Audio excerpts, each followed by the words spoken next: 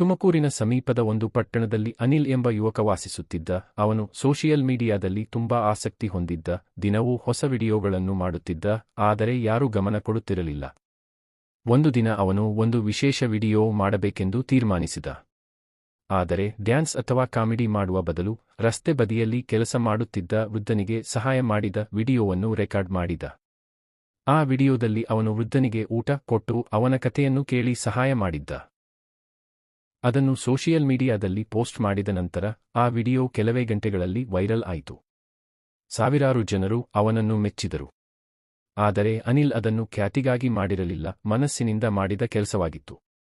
ನಂತರ ಅನಿಲ್ ತನ್ನ ಚಾನೆಲ್ ಅನ್ನು ಸಹಾಯ ಹಸ್ತ ಎಂದು ಹೆಸರಿಟ್ಟು ಪ್ರತಿದಿನ ಒಬ್ಬರಿಗೆ ಸಹಾಯ ಮಾಡುವುದನ್ನು ಆರಂಭಿಸಿದ. ಅವನನ್ನು ನೋಡಿಕೊಂಡು ಇನ್ನೂ ಹಲವರು ಸಹಾಯ ಮಾಡಲು ಪ್ರೇರಿತರಾದರು. ಕೊನೆಗೆ ಅನಿಲ್ ತಿಳಿದಿದ್ದನು, ವೈರಲ್ ಆಗೋದು ವಿಡಿಯೋ ಅಲ್ಲ, ನಮ್ಮ ಒಳ್ಳೆಯ ಮನಸ್ಸು. ನೀತಿ: ನಿಜವಾದ ಟ್ರೆಂಡ್ ಎಂದರೆ ಒಳ್ಳೆಯತನ. ಅದು ಯಾವಾಗಲೂ ಜನರ ಹೃದಯದಲ್ಲಿ ವೈರಲ್ ಆಗುತ್ತದೆ.